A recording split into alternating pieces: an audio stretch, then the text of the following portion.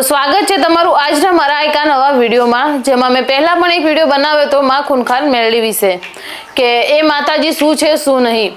પણ તેના પર પણ ઘણા ખરાના સવાલ હતા કે શું આ મેરડીમાં કયા છે, અને મતલબ અમુકનો સવાલ એ હતો કે શું અમૃત બાપાના મેરડી છે એ છે.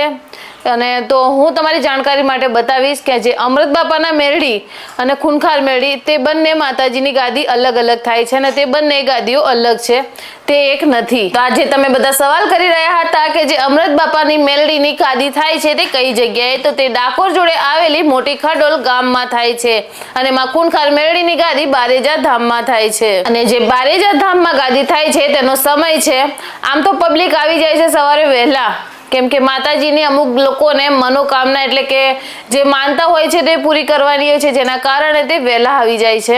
પણ જે ભુવાજી એટલે કે જે ખૂનખાર મેરડી માના ભુવાજી છે, જે માતાજી જ કહે છે બધા તેમને, તે આવે છે લગભગ 5 થી 8 તેમની ગાદી થાય છે. આમ તો મોડા સુધી અમુક વખત રોકાતા હોય છે, કેમ કે તે ભક્તોની મનની અવાજ પણ સાંભળે છે, જેના કારણે તેમના દુઃખ દૂર કરવા માટે અમુક વખત તે માતાજીની ગાદી રાતના 11 વાગ્યા સુધી થાય છે. અને ઘણી વખત તો એવું પણ થાય છે કે ઘણા ખરા લોકો અમૃત બાપાના મેરડી ધામ પર જવા માંગતા હોય છે, જતા રહે છે માં ખૂનખાર મેરડીના મંદિરે.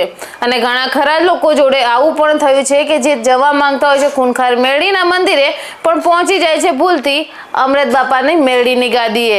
જેમ કે અમારા જ પરિવારજનો જોડે થયું, કેમ કે મમ્મી અને પપ્પા તે જવા નીકળ્યા હતા અમૃત બાપાની મેરડીના ધામ, પણ તે ભૂલથી આવી ગયા બારેજા માં ખૂનખાર મેરડીના મંદિરે. તો એ કોઇન્સિડન્સ કહેવાય, પણ ખૂબ જ સારો કોઇન્સિડન્સ થયો, કેમ કે સિરિયસલી આટલું પોઝિટિવ મતલબ આટલું સારી રીતે સમજાવવું, અને એમાં પણ એ કહેવું કે મારી પૂજા ન કરો પણ તમારી કુળદેવીને પહેલાં ધ્યાનમાં રાખો. કેમ કે તે ક્યારેય નથી કહેતા કે મારી દીવા અગરબત્તી તમે તમારા ઘરમાં કરો, કેમ કે તે ચોખ્ખું સ્પષ્ટપણે કહે છે કે ક્યારેય એક દીવામાં 2 જણ ન જમી શકે.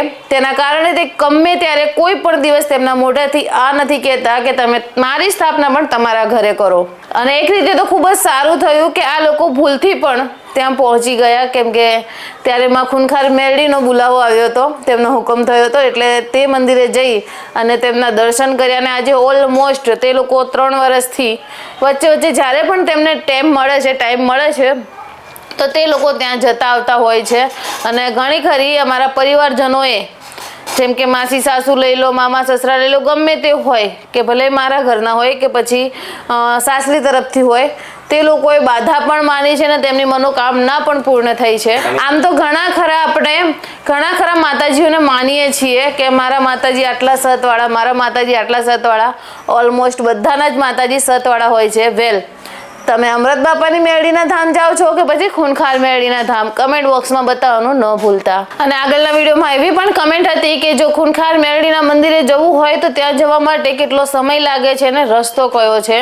તો અમુક મતલબ ઘરડા વ્યક્તિ હોય છે કે પછી અમુક જોડે એન્ડ્રોઈડ ફોન નથી હોતો, અને હોય તો પ્રોપરલી મતલબ યુઝ કરતા નથી ફાવતું. જેમ કે હું પણ અમુક વખત મેપમાં કન્ફ્યુઝ થઈ જાઉં છું, તો ઘણા ખરા લોકો જોડે એવું થાય છે કે નથી જઈ શકતા.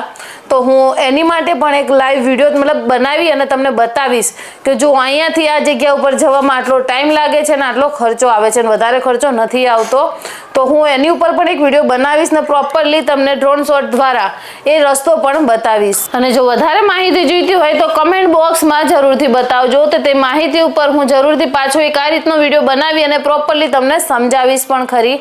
અને તેમના વિશે જો વધારે જાણવું હોય તો તેમની ઓફિશિયલ આઈડી પણ છે, યુટ્યુબ આઈડી, તો તમે અહીંયા જઈ અને તે આઈડી સર્ચ કરશો તો તમારા ફોનમાં પણ આવી જશે.